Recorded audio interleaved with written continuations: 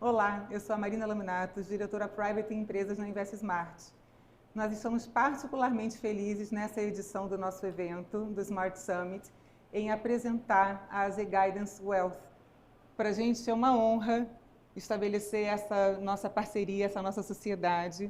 Então, para bater um papo com a gente traz o Luiz Rabelo, ele é diretor de expansão, e a gente traz o Fernando Rodrigues, que é o CEO da Z Guidance.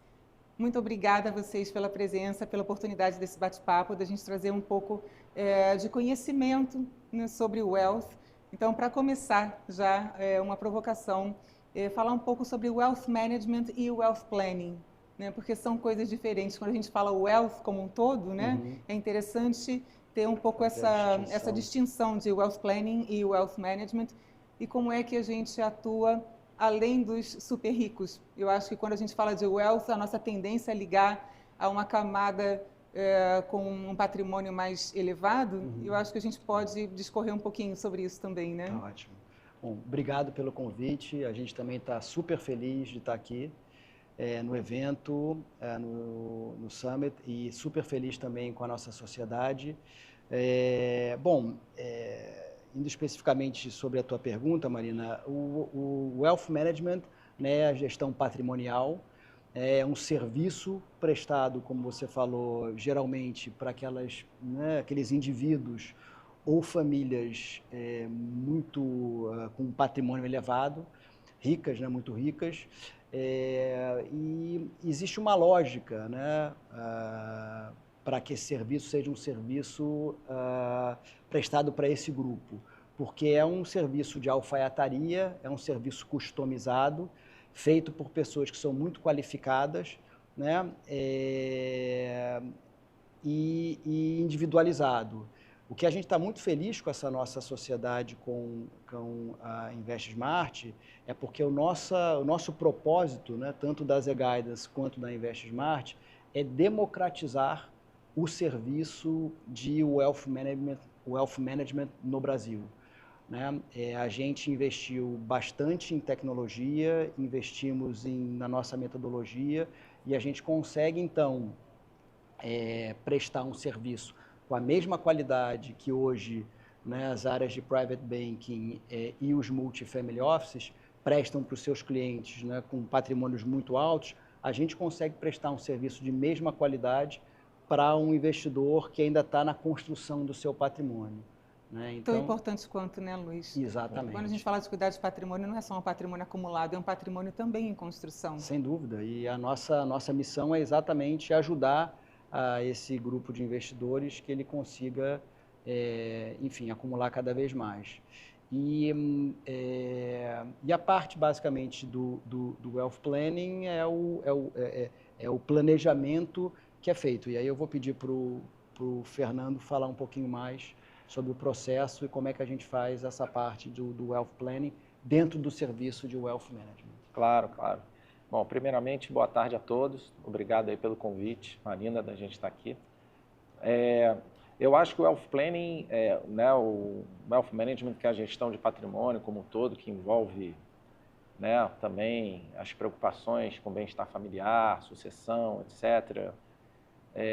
O Wealth Planning é algo muito importante para a gente se basear, né, no plano financeiro, no plano de vida da família ou investidor individual, para que ele chegue, né, em algum estágio de vida mais avançado e queira desacelerar. E nesse momento, o plano financeiro que ele montou há 20, 30 anos atrás vai estar cumprido e ele vai estar com patrimônio suficiente para poder desacelerar. Coisas que os brasileiros poucos fazem, né? Não é comum, né, as famílias brasileiras se prepararem para esse momento. Então, eu acho que é muito importante essa nossa sociedade, porque a gente não tem capilaridade, a gente não tem capacidade de fazer chegar a tanta gente esse serviço. E assim, unindo esforços, e a Marina também já tem uma experiência muito grande, né, nessa área, vai ajudar a gente a realmente democratizar, né, esse serviço para mais famílias, para mais investidores. Então, o Wealth Planning, só dando um detalhe um pouco maior, basicamente começa na hora da gente olhar o investidor como uma empresa, né? A gente olha ele como uma empresa, então tem que olhar a contabilidade para entender, né, como é que ele está.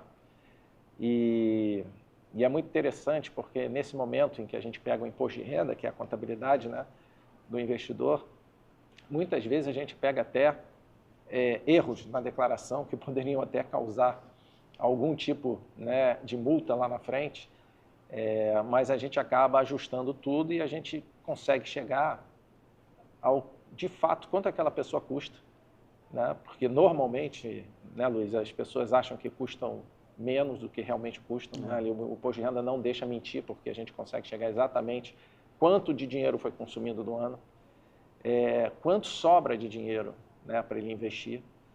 E a partir desse momento, né, você de fato consegue montar um planejamento financeiro. Você tem o patrimônio que ele tem hoje, você tem exatamente o custo mensal, que é o que ele precisa bancar no futuro, você tem o que sobra anualmente para ele agregar ao patrimônio. E isso vai dar lá, a gente consegue montar e chegar a um objetivo de retorno sempre acima da inflação, para que ele chegue lá no futuro, no final do planejamento dele, com o patrimônio que ele precisa acumular. Você sabe que esse vai ser um belo exercício, porque a gente está em véspera de declaração de imposto de renda. É verdade. E as pessoas que assistirem isso vão prestar atenção no imposto. Eu acho que pouca gente presta atenção na linha que ganha e no que tem de patrimônio. Né? Porque é uma conta ali para você fazer do que sobrou. Se você não teve algum incremento ali, para onde foi? Para onde foi? É o que gastou. Pouca gente tem essa interpretação, eu garanto. Mas é exatamente como funciona. E uma coisa importante também que tem nessa parte do imposto de renda, a gente vê os bens e direitos. Então, a gente vê quanto a pessoa está imobilizada, né?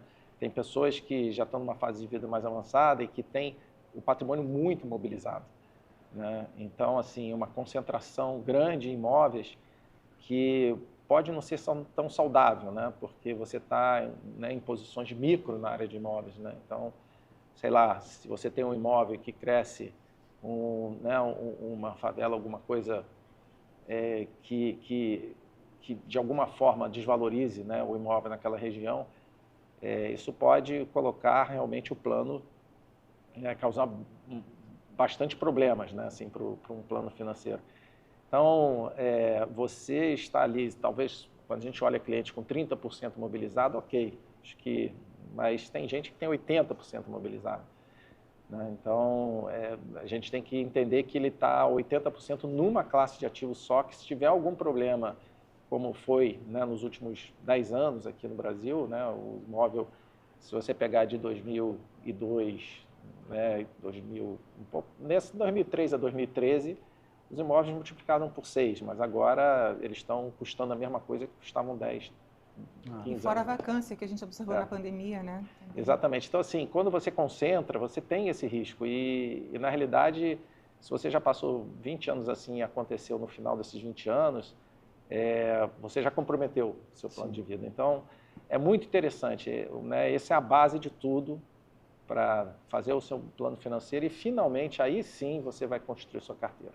Um ponto interessante que eu queria só complementar aqui que o Fernando trouxe, é interessante porque tem aquela máxima que diz, né, muitas vezes uma pessoa, ela quebra não porque ela não tem patrimônio, mas porque ela não tem liquidez. Então, esse ponto que o Fernando falou é muito interessante. Se você está super imobilizado, um patriarca que está muito imobilizado, né, na hora que você tem um processo de sucessão, muitas vezes os herdeiros não têm o dinheiro para pagar o imposto de transmissão.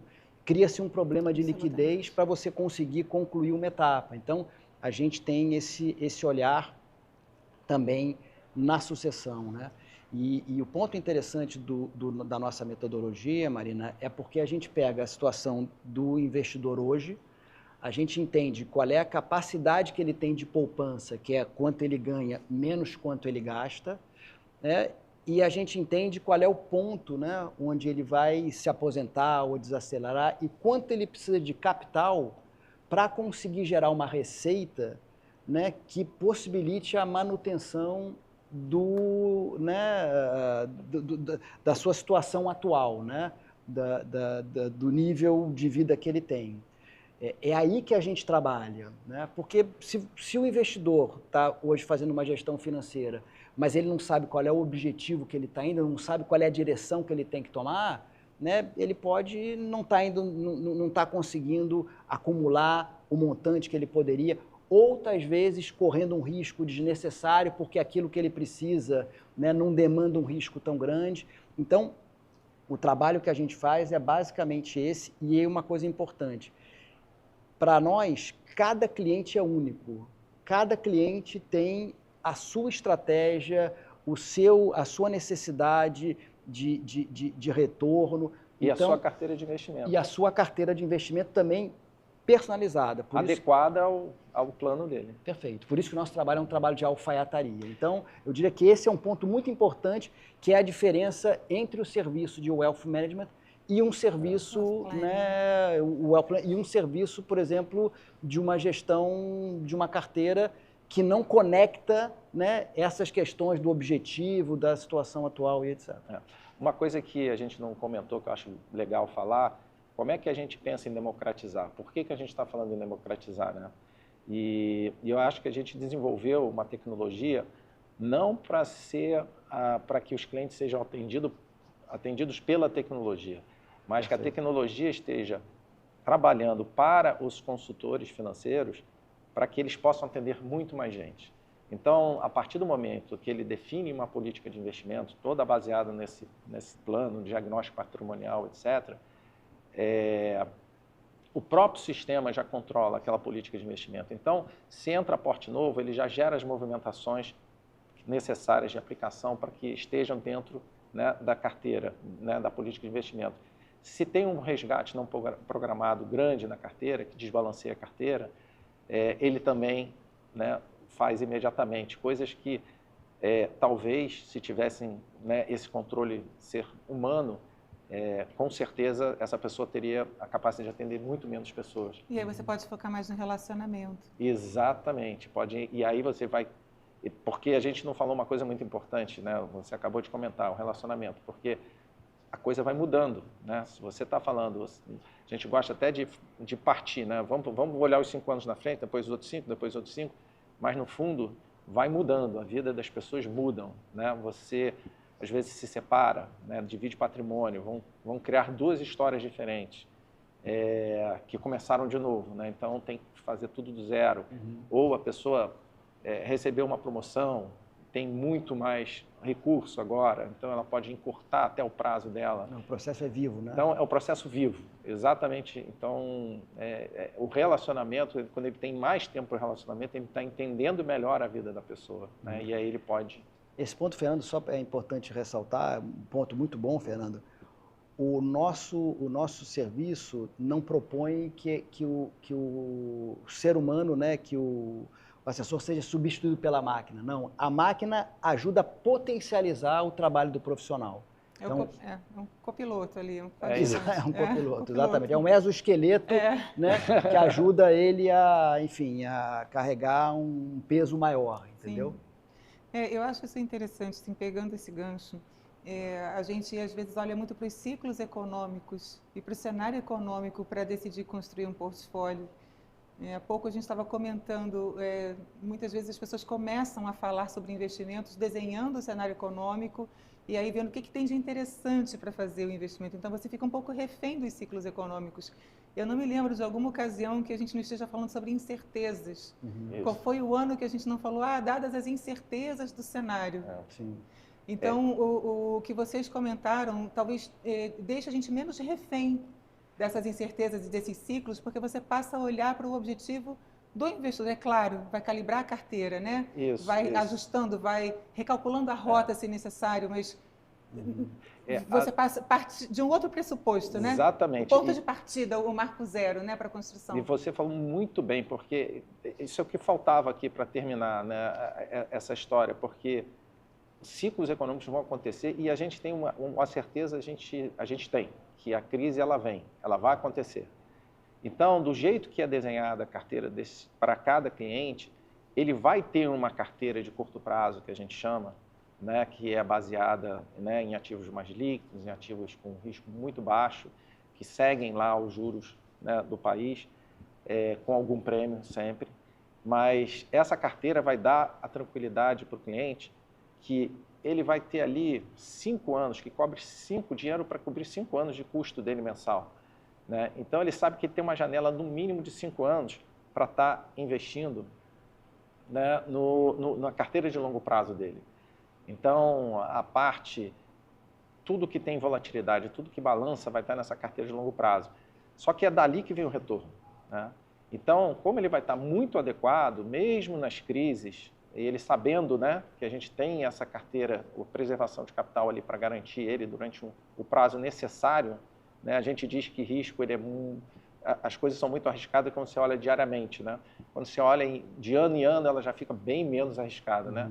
Quando você olha de 5 em 5, acabou o risco. Então, esse eu acho que isso aí você pegou muito bem, porque as crises vão acontecer, mas graças a esse modelo, acho que os clientes vão estar preparados para passar por isso. E a gente tenta tirar os vieses um pouco da história, né? Que é um pouco... a gente comete erros como investidor, porque a gente está emocionalmente ligado à construção do nosso patrimônio. Então, é muito natural que a gente tenha os nossos vieses. E aí, a ajuda profissional, ela traz o investidor para uma racionalidade, para a tomada de decisão do seu patrimônio. Eu acho que o Wealth entra muito.